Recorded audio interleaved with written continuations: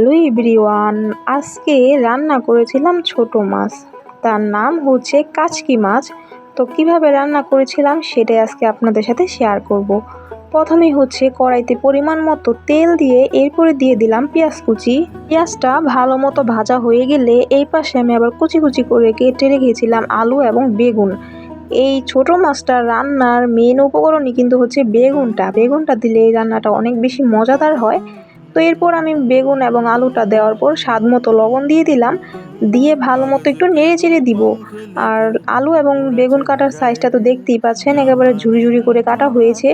এখন হচ্ছে ভালো করে একটু নেড়ে চেড়ে একটু মজে আসা পর্যন্ত আমি সিদ্ধ করে নিব, রান্না করে নিব আর কি, ভালো মতো কষিয়ে নিব। এরপর আমি দিয়ে দিলাম কাঁচামরিচ কুচি।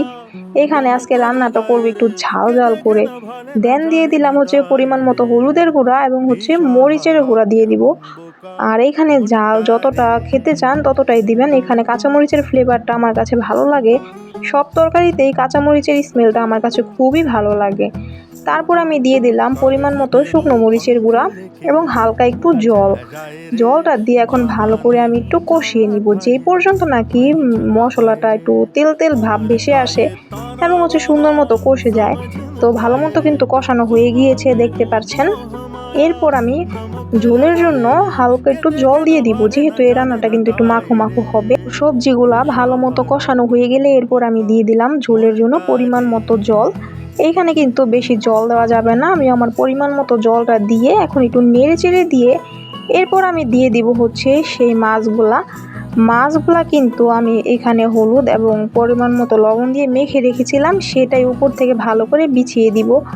এটার নাম হচ্ছে কাচকি মাছ, মানে ছোট মাছ। এই মাছটা খেতে অনেক বেশি ভালো লাগে। আর এই তরকারিটা আমার কাছে রুটি অথবা মুড়ি, ভাতের সাথে, তিনোটা আইটেমের সাথে খেতে অনেক ভালো লাগে।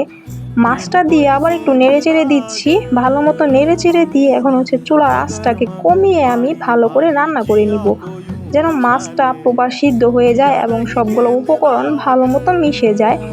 অনেকে হচ্ছে হাতে মাখিয়ে রান্না করো, ওইটার টেস্ট আবার আরেক রকম। ওইটার রেসিপি হয়তো বা আরেকদিন আমি শেয়ার করবো না আপনাদের সাথে। যাই হোক, এখন হচ্ছে কিছুক্ষণ সময়ের মতো আমি ঝোলটাকে একটু শুকিয়ে নিব।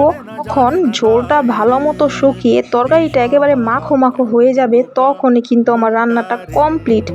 আমার কিন্তু মোটামুটি রান্নাটা হয়ে গিয়েছে, আরেকটু সময় যদি রান্না করে নিই তাহলে রান্নাটা পুরোপুরি শেষ। অনেকে চাইলে এখানে ধনিয়া পাতা কুচি দিতে পারেন, আমি দেইনি, কারণ আমার কাছে এই তরকারিটা এভাবে নর্মালি খুবই সিম্পলি ভালো লাগে রান্না করতে, তাছাড়া খেতেও ভালো লাগে। আপনারা চাইলে ফ্রেশ ধনিয়া পাতা কুচি দিতে পারেন। যাই হোক, দেখেন ঝোলটা কি সুন্দর শুকিয়ে গিয়েছে, একেবারে তেল তেল ভাব উপর থেকে বেশিই উঠেছে, একেবারে মাখো মাখো হয়েছে কিন্তু তরকারিটা। এখন হচ্ছে আমি নামিয়ে নিব। আর অনেক বেশি মজাদার হয়েছিল রান্না করার পরে, দেখেন জাস্ট কালারটা কি সুন্দর আসছে। তো আজকের খুব সহজে রান্না করে দেখানোর চেষ্টা করেছি, আশা করি আপনাদের অনেক বেশি ভালো লেগেছে রেসিপিটা। যদি ভালো লেগে থাকে অবশ্যই লাইক, কমেন্ট এবং শেয়ার করে পাশে থাকবেন। Thanks for watching, tata.